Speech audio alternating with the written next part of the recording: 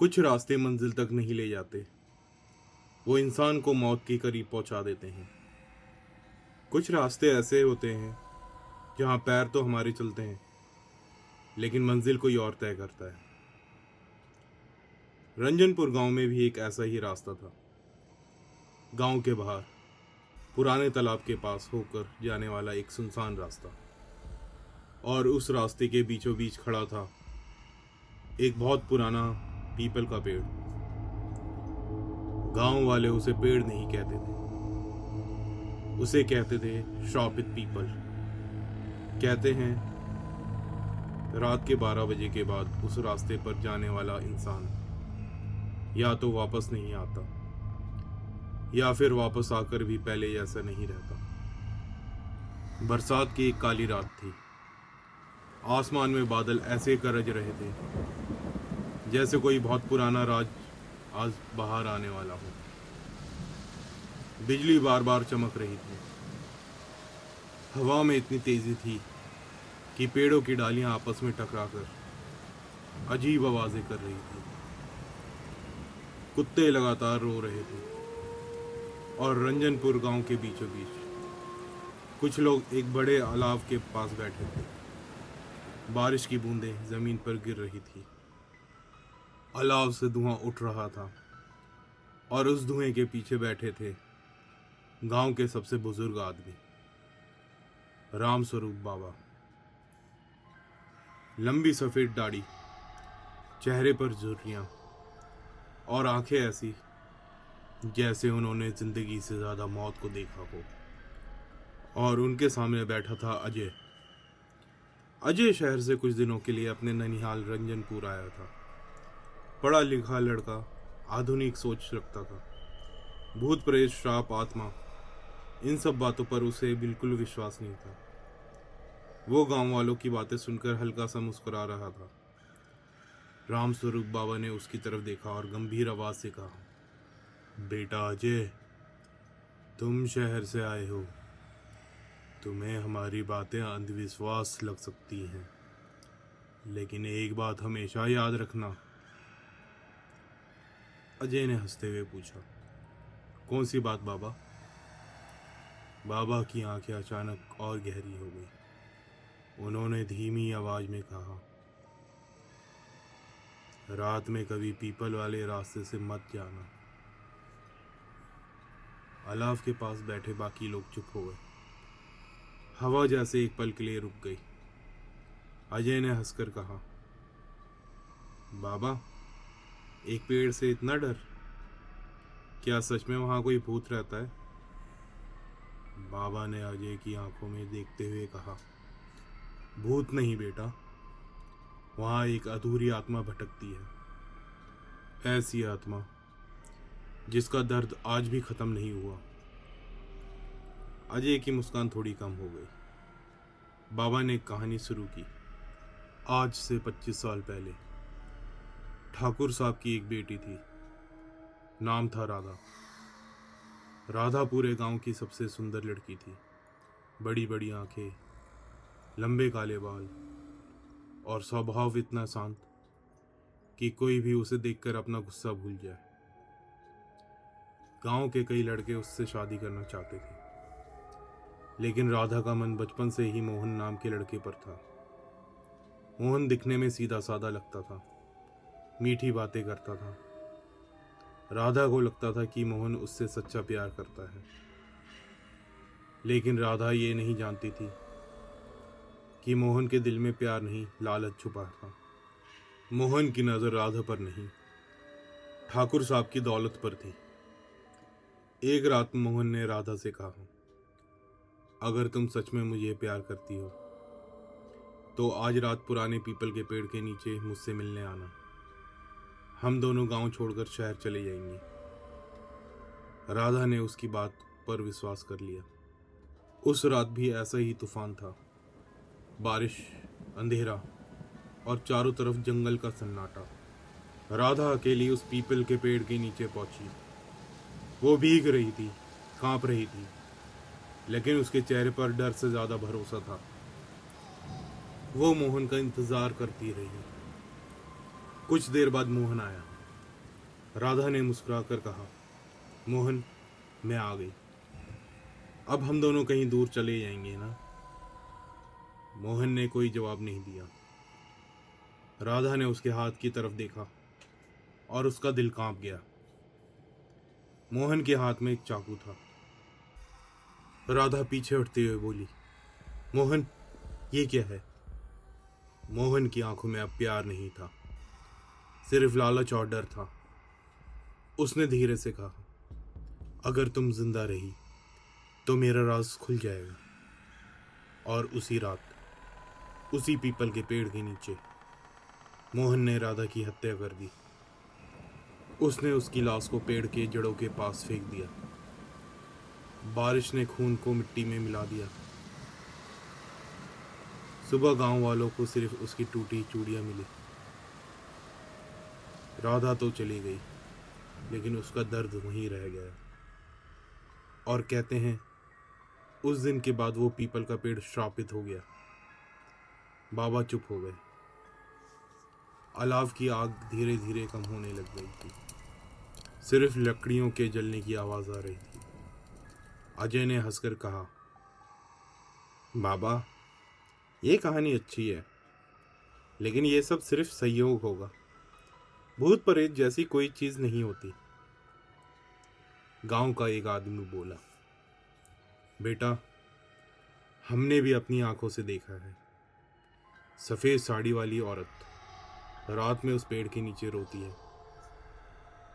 अजय ने कहा, डर की वजह से लोग कुछ भी देख लेते हैं। तभी गांव का एक युवक मोहन आया। उसने अजय से कहा, भैया, अगर आपको शहर जाना है तो पीपल वाले रास्ते से चले जाना, वो छोटा रास्ता है। बाबा ने तुरंत मोहन की तरफ देखा। उनकी आंखों में एक अजीब सा शक था। उन्होंने अजय से कहा, नहीं बेटा, लंबा रास्ता ले लेना, लेकिन पीपल वाले रास्ते से मत जाना। अजय ने कुछ नहीं कहा, लेकिन उसके चेहरे पर साफ दिख रहा था कि वो बाबा की चेतावनी को गंभीरता से नहीं ले रहा। रात करीब 9 बजे अजय को अचानक शहर वापस जाना पड़ा। गांव से जाने वाली बस बंद हो चुकी थी। बारिश भी रुक रुक कर हो रही थी। मोहन ने फिर कहा, भैया, जल्दी पहुंचना है तो फिर पीपल वाले रास्ते से निकल जाइए। बस आधे घंटे में मुख्य सड़क मिल जाएगी। अजय ने टॉर्च उठाई, बैग कंधे पर डाला और अकेला निकल पड़ा। गांव के आखिरी घर के बाद सड़क धीरे धीरे सुनसान होने लगी। पीछे गांव की रोशनी कम होती जा रही थी। आगे सिर्फ अंधेरा था। हवा में मिट्टी और भीगे पत्तों की गंध थी। टॉर्च की रोशनी जहां पड़ती वहीं तक दुनिया दिखाई देती। उसके आगे सब कुछ काला था। अजय खुद से बोला, लोग बेकार में डरते हैं, बस पुराना पेड़ है और कुछ नहीं। लेकिन जैसे जैसे वो आगे बढ़ा, जंगल और घना होता आ गया। पेड़ों की डालियां हवा से हिल रही थी। कहीं दूर उल्लू की आवाज आई। अजय रुक गया। उसने टॉर्च चारों तरफ घुमाई, कोई नहीं था, और फिर आगे बढ़ा। तभी उसे पीछे से कदमों की आहट सुनाई दी, धीरे धीरे, जैसे कोई उसके पीछे चल रहा हो।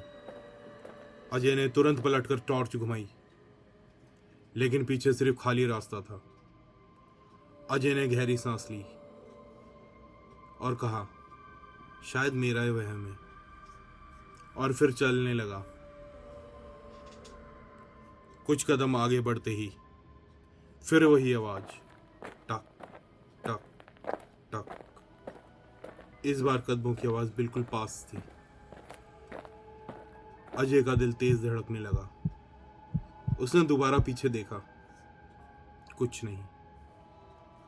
लेकिन इस बार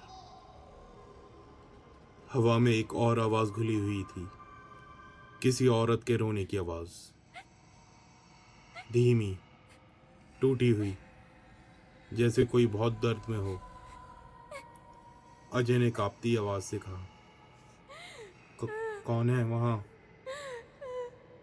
जवाब में सिर्फ रोने की आवाज आती रही। अजय धीरे धीरे आगे बढ़ा और तभी उसकी टॉर्च की रोशनी पीपल के पेड़ पर पड़ी। वो पेड़ सामने खड़ा था, बहुत बड़ा, बहुत पुराना और बहुत डरावना। उसकी मोटी मोटी जड़ें जमीन से बाहर निकली हुई थी, लटकी हुई जटाएं हवा में हिल रही थी। पेड़ के नीचे अंधेरा इतना गहरा था जैसे वहां रात ने अपना घर बना लिया हो। अजय ने टॉर्च ऊपर उठाई और तभी पेड़ के नीचे एक सफेद साड़ी वाली औरत धीरे धीरे बाहर आई। लंबे खुले बाल, भीगा हुआ चेहरा, सफेद साड़ी पर गहरे दाग और चाल ऐसी जैसे वो जमीन पर चल नहीं रही बल्कि हवा में खिसक रही हो। अजय की सांस अटक गई। वो पीछे हटना चाहता था लेकिन उसके पैर जैसे जमीन में जम गए थे। औरत ने धीरे से अपना चेहरा उठाया। उसका चेहरा सफेद था, होठ काले पड़ चुके थे और उसकी आंखें पूरी तरह काली थी। अजय के हाथ से टॉर्च नीचे गिर गई।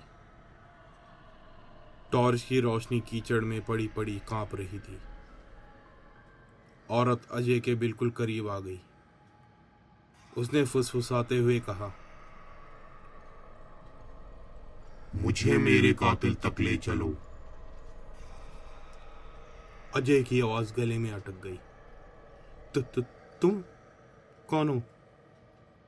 औरत ने कहा। मैं राधा हूं। अजय के कानों में बाबा की कहानी गूंजने लगी। राधा, पीपल का पेड़, मोहन, हत्या। अजय पीछे हटते हुए बोला, मैं तुम्हारी मदद कैसे कर सकता हूं?" राधा की आत्मा ने अपना कांपता हुआ हाथ पेड़ की तरफ उठाया और कहा, जिसने मुझे मारा है वो आज भी जिंदा है और आज भी झूठ बोल रहा है। अजय को अचानक मोहन की बात याद आई। पीपल वाले रास्ते से चले जाइए। उसके शरीर में करंट दौड़ गया। तभी पेड़ के पीछे से किसी के मंत्र पढ़ने की आवाज आई। अजय ने घबराकर देखा। एक आदमी बैठा था, लंबी जटाएं, रुद्राक्ष की माला, सामने छोटा सा हवन और आंखें आग की तरह चमकती हुई। वो था तांत्रिक गिरधारी। गिरधारी ने भारी आवाज से कहा, डर मत लड़के, जब तक तू सच के साथ है ये आत्मा तुझे नुकसान नहीं पहुंचाएगी। अजय उसके पास भाग कर गया। बाबा, ये सब क्या हो रहा है?" गिरधारी ने राख उठाई और जमीन पर एक गोला बनाते हुए कहा, इस घेरे के अंदर खड़ा रहे, बाहर मत निकलना। अजय उस राख के घेरे में खड़ा हो गया। हवा अचानक तेज हो गई। पेड़ की डालियां जोर जोर से हिलने लग गई। ऐसा लग रहा था जैसे पूरा जंगल जाग गया हो। राधा की आत्मा पीपल के सामने खड़ी थी। उसके बाल हवा में उड़ रहे थे। चेहरा पहले से ज्यादा भयानक हो चुका था। गिरधारी ने मंत्र पढ़ना शुरू किया। जिस सच को मिट्टी में दबाया गया वो आज बाहर आएगा। जिस खून ने इस पेड़ को श्रापित किया उसका हिसाब आज होगा। तभी दूर से किसी के भागने की आवाज आई। अजय ने देखा, अंधेरे से एक आदमी उनकी ओर आ रहा था। वो मोहन था। उसका चेहरा पसीने से भीगा हुआ था, आंखों में डर था और हाफते हुए बोला, भैया, मैं आपको लेने आया था, यहां बहुत खतरा है। गिरधारी तांत्रिक ने उसकी तरफ उंगली उठाई। नाटक बंद कर मोहन, सच सामने आ चुका है। मोहन का चेहरा पीला पड़ गया। अजय ने हैरान होकर पूछा, मोहन? लेकिन बाबा ने तो कहा था ये सब 25 साल पहले हुआ था। गिरधारी ने कहा, नाम वही है, लेकिन सच इससे भी गहरा है। ये वही मोहन है जिसने राधा को मारा था। अजय की आंखें फैल गई। लेकिन ये तो जवान दिखता है, गिरधारी बोला। राधा के श्राप ने इसे मरने नहीं दिया। यह उम्र तो बदलता रहा, चेहरा छुपाता रहा, लेकिन इसकी आत्मा उसी पाप में फंसी रही। मोहन चीख उठा, झूठ, सब झूठ है।